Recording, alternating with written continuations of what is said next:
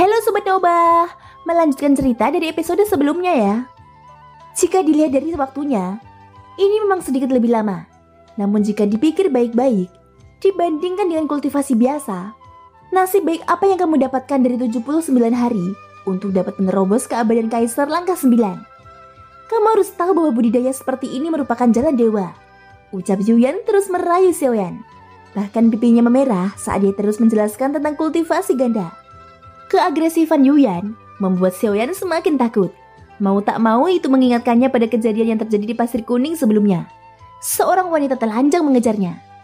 Xiaoyan bahkan belum pernah merasakan jantungnya berdebar seperti ini saat di hadapan beberapa istrinya. Jika saat ini Xiaoyan menolaknya, dia khawatir Yuyan masih enggan menyerah. Mungkin dia tidak akan memaksa Xiaoyan, tapi dia pasti akan menggunakan semua kemampuannya di masa depan. Jadi sekarang Xiaoyan harus mencari cara untuk membuat hal ini menjadi mustahil. Tetapi premisnya dia tidak boleh menolaknya secara terang-terangan. Xiaoyan berpikir cepat di dalam benaknya. Jika dia tidak bisa menolak Yuyan, yang terbaik adalah membuat suatu pengaturan. Setidaknya hanya ini yang bisa dilakukan untuk mempertahankan kesucian dan reputasinya. Apakah kultivasi ganda benar-benar dapat memungkinkanku menerobos ke langkah 9? Tanya Xiaoyan. Saat Yuyan mendengar ini, dia langsung merasa senang. Dia merasa Xiaoyan pasti tergoda dengan penawarannya. Aku tidak menjamin kamu langsung menerobos ke langkah 9. Karena itu tergantung apakah kamu bisa mencapainya. Namun untuk langkah ke-8, aku dapat menjaminnya, ucap Yuyan. Xiaoyan sedikit mengernyit saat mendengar ini. Dia mencubit dagunya, lalu melihat Yuyan dari atas ke bawah. Seketika Yuyan langsung menodongkan bagian dadanya. Kedengarannya sangat menggoda. Tapi, ucap Xiaoyan. Yuyan tertegun sejenak. Dia secara alami menyadari tatapan sedikit jijik di mata Xiaoyan. Adegan berikutnya adalah sesuatu yang tidak diharapkan oleh Xiaoyan. Pada saat ini Zhonggu dan yang lainnya berniat mendekati mereka. Tetapi mereka langsung berbalik lagi ketika melihat jari ramping Yuyan menarik pengikat di pinggangnya. Seketika gaun putih polos di tubuhnya tiba-tiba terjatuh dari kulit mulusnya. Sehingga itu langsung memperlihatkan tubuh indahnya. Kulitnya seputih salju dan ada 2 sentuhan kelembutan yang menjulang. Saat berikutnya jarinya yang lembut mulai membeli tubuh Xiaoyan dengan nakal, yang menyebabkannya mundur beberapa langkah. Bukalah matamu dan lihatlah dengan benar. Tubuhku ini pilihan dari ribuan wanita cantik dan merupakan yang terbaik dari yang terbaik, ucap Yuyan. Pada adegan di Pasir Kuning sebelumnya, Xiaoyan tidak sempat melihatnya secara dekat. Sekarang saat melihat keindahan di depannya ini, telah membuat pupil matanya sedikit mengecil. Dia tidak bisa melepaskan tatapan matanya pada 2 jeli putih yang dihiasi dengan 2 titik merah muda. Bukan itu maksudku. Itu terutama karena aku, ucap Xiaoyan berbicara dengan gugup. Dia benar-benar tidak punya pilihan. Keindahan di hadapannya memang sempurna. Hal ini membuat jantungnya berdebar kencang secara tiba-tiba. Namun Xiaoyan tidak punya keinginan yang kuat di hatinya. Sebaliknya dia sedikit takut. Tentu saja hal ini karena tidak ada ikatan perasaan di antara mereka. Yuyan hanya ingin menggunakan Xiaoyan sebagai tungkunya. Ketika Xiaoyan memikirkan hal ini, dia langsung merasa sangat jijik di hatinya. Saat ini mata Yuyan tiba-tiba melebar, dan dia menatap Xiaoyan dengan sedikit kekecewaan. Mungkinkah kamu tidak mau melakukannya? Ucap Yuyan. Xiaoyan mengangguk sedikit dalam diam. Yuyan memandang Xiaoyan dengan mata menyipit. Yuyan mengambil 2 langkah ke depan. Sosok anggunnya merangkak ke tubuh Xiaoyan. Xiaoyan diam-diam mengatakan sesuatu yang buruk dan segera menekan api jahat yang baru saja muncul. Setelah beberapa godaan, telapak tangan Yuyan terulur ke bawah. Namun ada raut kekecewaan yang mendalam di wajahnya. Sungguh sulit dipercaya. Kamu bahkan tidak berdiri. Mungkinkah ada masalah dengan avatarmu? Ucap Yuyan. Mengetahui bahwa punya Xiaoyan tidak berdiri, dia juga tidak berdaya dan memakai gaun panjangnya kembali. Mungkin begitu, atau mungkin karena aku tidak merasakan apa-apa. Bukankah dibutuhkan sedikit emosi untuk melakukan hal semacam ini? Ucap Xiaoyan berkata sambil tersenyum pahit. Emosi? Itu benar juga. Aku tidak menyangka kamu menjadi cukup menarik. Ucap Yuyan menutup mulutnya dan tersenyum. Tidak masalah, aku punya pil naga sejati Jiuyang yang bisa membuatmu tetap berdiri tegak. Dan 2 pil ini bisa mengubahmu menjadi naga sejati, ucap Yuyan.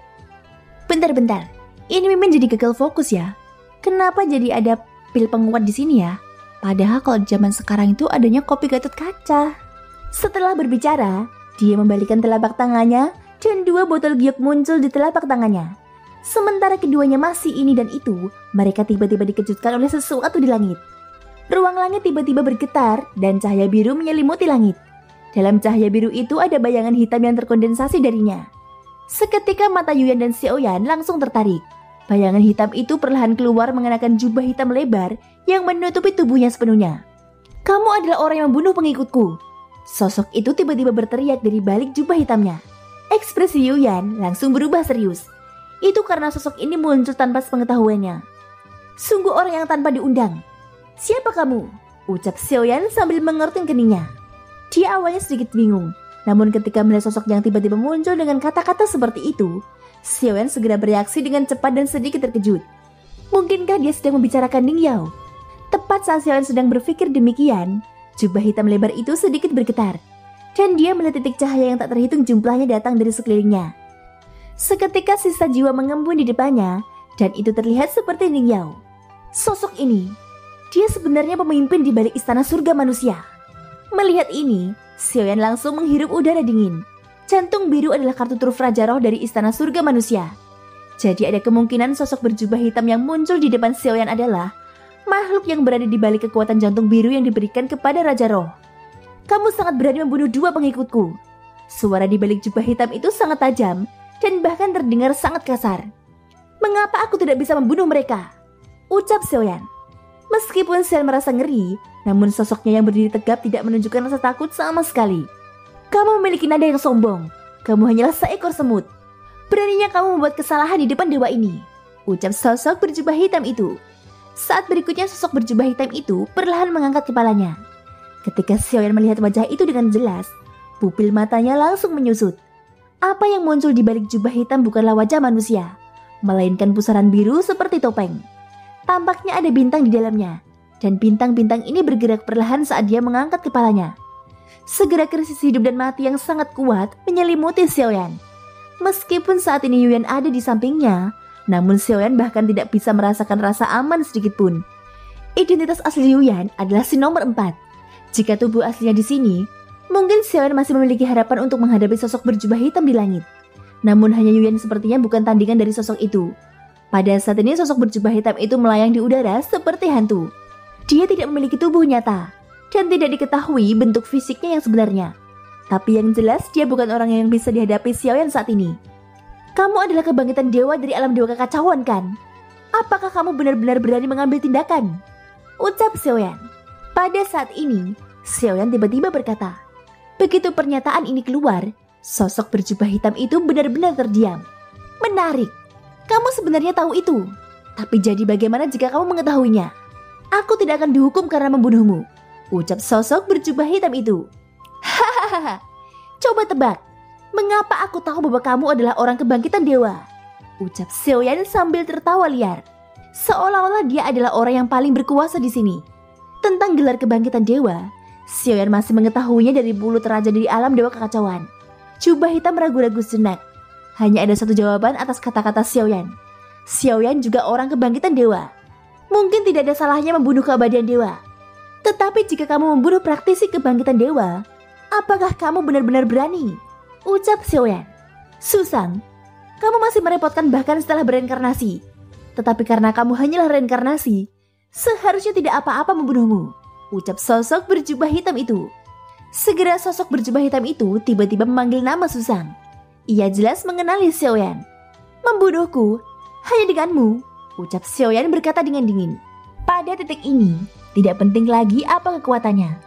Karena sosok berjubah hitam di depannya pasti memiliki kemampuan untuk menghancurkannya sampai mati. Xiaoyan mengetahui hal ini dengan jelas. Tapi sekarang dia hanya bisa melakukan ini karena statusnya sebagai Susang. Meskipun sekarang Xiaoyan sangat lemah, namun selama seseorang mengenal Susang, mereka tidak akan melihatnya berdasarkan kekuatan yang ditunjukkan Xiaoyan. Bagaimanapun mereka hanya dapat melihat status Susang di alam dewa kekacauan. Pada saat yang sama Xiaoyan sudah mengeluarkan batu giok khusus di telapak tangannya. Dia menekan keterkejutan di hatinya. Dia segera menyampaikan berita tersebut kepada si nomor 1 melalui kesadaran spiritualnya. "Nomor 1, aku sedang menghadapi krisis. praktisi kebangkitan dewa muncul di alam iblis kuno. Bisakah kamu membantuku? Ucap Xiaoyan hanya bisa mencoba bertanya. Meskipun dia tidak tahu apakah nomor 1 bisa membantunya atau tidak. Sekarang jika dia ingin menghadapi keberadaan dari alam dewa kekacauan, maka dia hanya dapat mengundang orang yang juga berasal dari alam dewa kekacauan. Sekarang aku perlu tahu koordinatmu. Tenang saja. Suara nomor 1 langsung terdengar di benak Xiaoyan. Seketika Xiaoyan merasakan hatinya bergetar. Seolah-olah tubuh fisik sedang dikendalikan. Namun itu hanya berlangsung sesaat sebelum perasaan itu lenyap. Jadi dia. Oke, kamu tunggu sebentar. Nomor 2 akan segera hadir.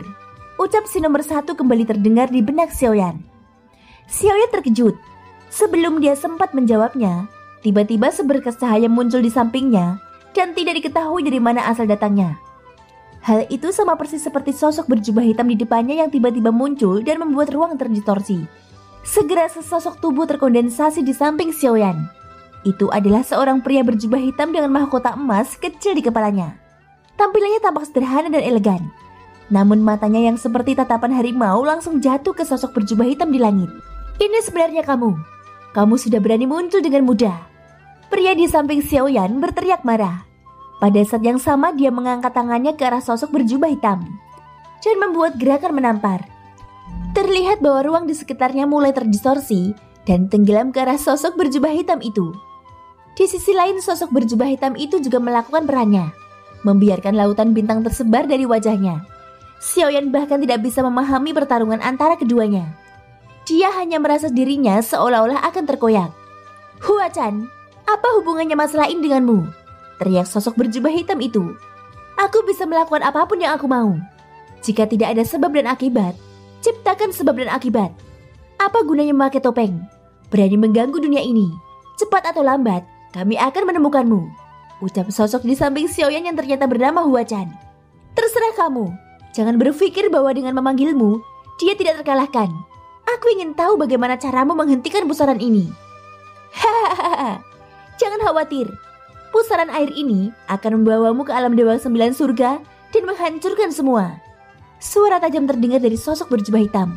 Pria yang bernama Huachan segera mengambil tindakan lagi. Kali ini sosok berjubah hitam itu tidak meresponnya, melainkan melangkah mundur. Saat berikutnya jubah hitamnya hancur berkeping-keping dan pada akhirnya mengungkapkan wajah biru yang berputar-putar dan menghilang. Tikus-tikus ini sungguh menjijikkan, ucap Huachan berkata dengan marah.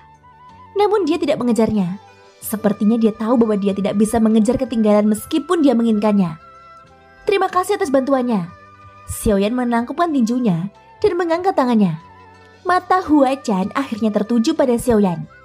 Saat melihatnya, Huachan sedikit mengernyit dan sepasang mata harimaunya memancarkan aura yang menakutkan. Bagaimana bisa nomor 1 mengirimku hanya untuk menyelamatkan seorang keabadian kaisar? Gumam Huachan. Tepat ketika Huachan sedang bingung, tiba-tiba Yuyan terbang ke depan dan langsung menggantung di tubuh Huachan. Huachan, kenapa kamu ada di sini? Lama tidak bertemu. Aku sangat merindukanmu, ucap Yuyan. Huachan langsung terlihat ketakutan. Dia tidak peduli lagi sedang berbicara dengan Xiaoyan. Segera dia melangkah mundur dan menghindarinya. Saat memandang Yuyan, dia seolah-olah melihat hantu. Tanpa penjelasan apapun lagi, Huachan langsung terbang ke dalam selah spasial dan meninggalkan tempat itu. Setelah melihat Huachan yang pergi, Yuyan tiba-tiba menunjukkan ekspresi penuh kekecewaan. Dia sebenarnya tidak menyukaiku, gumam Yuyan. Xiaoyan hanya bisa tersenyum pahit. Meskipun Yuyan hanyalah avatar si nomor 4, namun sudah bisa diduga seperti apa karakter si nomor 4 itu. Apakah Nyonya Yuyan menyukai semua pria? Ucap Xiaoyan mau tidak mau bertanya. Mendengar kata-katanya, Yuyan segera meletakkan tangannya di pinggul dan menatap Xiaoyan dengan marah. Tentu saja tidak. Aku hanya suka yang tampan saja. Dan yang terpenting dia harus tegas dan perkasa. Menurutku, kamu jauh lebih tampan dari Huachan. Kamu juga memiliki karisma yang jauh lebih menarik daripada Huachan. Namun sangat disayangkan punyamu tidak bisa berdiri, ucap Yuyan. Xiaoyan terbatuk 2 kali saat mendengar ini. Dia hanya bisa berharap Yuyan berhenti berbicara omong kosong. Tahukah kamu kekuatan apa yang dimiliki Huachan dari alam dewa 9 surgawi itu? Tanya Xiaoyan dengan rasa ingin tahu.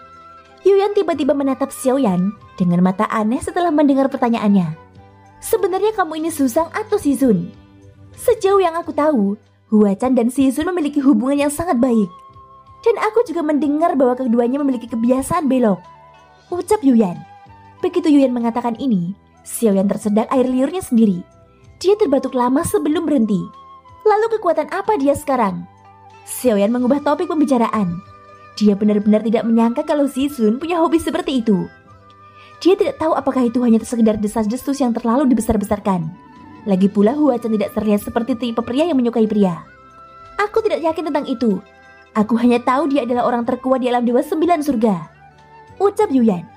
Sebenarnya ini bukan pertama kalinya Xiaoyan mendengarnya. Tetapi saat dia benar-benar melihatnya sendiri, dia merasa kesenjangan di antara mereka seperti seorang petarung yang memandang tinggi kaisar. Seolah-olah di bawah pandangan Hua Chan, Xiaoyan bukanlah apa-apa.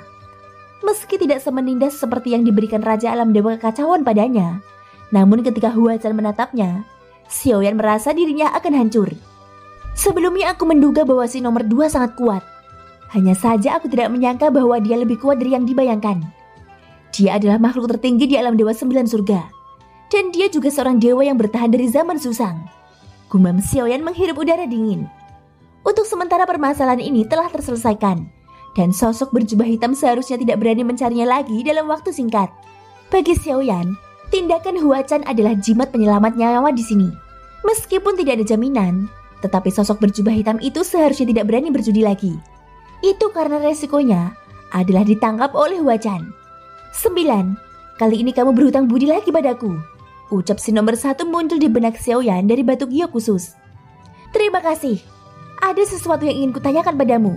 Apakah si nomor 2 itu tahu identitasku? Tanya Xiaoyan. Aku hanya memintanya untuk menyelamatkan seseorang, tanpa memberitahunya identitas orang yang diselamatkan. Adapun apakah dia menyadarinya sendiri, aku juga tidak tahu. Si nomor 1 segera menjawabnya. Begitu Xiaoyan mendengar ini, dia menghela nafas lega. Sebelumnya Xiaoyan memahami sorot mata Hua Chan saat melihatnya. Mungkin Hua Chan tidak mengerti mengapa nomor 1 menginstruksikannya untuk membantu seseorang dengan ranah kekuatan keabadian kaisar. Bahkan dia harus melintasi dunia dan tiba dalam sekejap untuk menyelamatkannya. Tentu hal ini memerlukan kekuatan yang besar untuk melakukannya. Terima kasih. Xiaoyan mengucapkan terima kasih lagi, lalu dia tidak bertanya lebih lanjut. Xiaoyan juga tidak tahu mengapa si nomor 1 bersedia membantunya. Xiaoyan juga tidak tahu apakah dia akan melakukan hal yang sama kepada setiap orang yang ada di alam Dewa Kekacauan, atau dia hanya melakukannya khusus untuknya. Bagaimanapun dia baru saja bergabung dengan pertempuran di alam Dewa Kekacauan, dan hanya baru menyelesaikan satu tugas, sehingga dia merasa hubungannya belum begitu dekat. Sosok nomor 2 juga menunjukkan reaksi ketakutan kepada Yuyan, sehingga membuat Xiaoyan semakin yakin bahwa Yuyan sudah bisa dipastikan avatar nomor 4. Ditambah fakta bahwa Yuyan yang langsung mengenali Hua Chan. Sungguh luar biasa. Dia datang dari jauh untuk membantumu. Apakah hubunganmu dengannya benar-benar sedekat itu? Ucap Yuyan. Yuyan melangkah mendekat. Ada kebingungan dan keterkejutan yang terpancar di antara tatapannya. Saat ini Yuyan melihatnya dengan cara yang aneh, dan Xiaoyan tidak menjawabnya. Kenapa kamu tidak menyangkanya? Jangan katakan bahwa kamu benar-benar tidak menyukai wanita. Ucap Yuyan mengerutkan bibirnya dan berkata dengan marah. Saat Xiaoyan mendengar ini, alisnya tiba-tiba terangkat. Kenapa dia tidak memikirkan hal ini dari sebelumnya? Daripada mengatakan dia tidak bisa melakukan kultivasi ganda, lebih baik dikatakan bahwa dia memiliki kebiasaan suka lawan jenis. Tapi ide ini terlalu menjijikkan. Xiaoyan tidak berbicara. Keheningan ini seolah-olah Xiaoyan telah menyetujui masalah ini. Dia sangat berharap Yuan akan menghentikan rencananya dan berhenti menyentuh tubuhnya. Xiaoyan juga tidak pernah menyangka setelah membunuh Tianxun dan Ning Yao, dia telah menarik keberadaan di balik istana surga manusia. Namun dia masih beruntung karena Hua Chan mampu menyelesaikan krisis tersebut.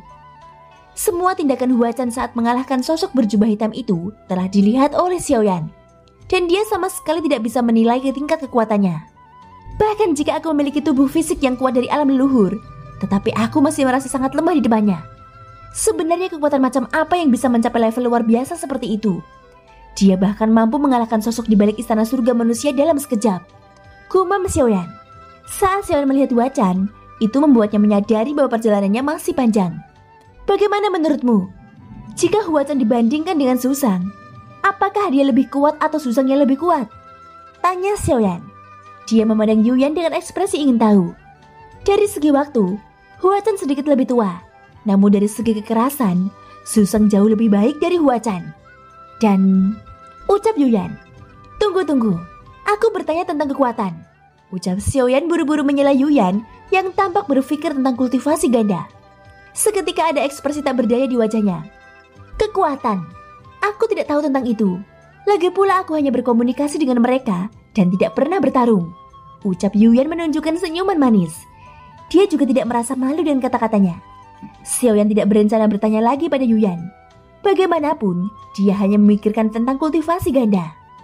Thank you guys sudah mendengarkan ceritaku di episode kali ini sampai akhir. Ikutin terus lanjutan episode berikutnya ya. Semoga hari kalian menyenangkan. Sampai jumpa dan bye-bye.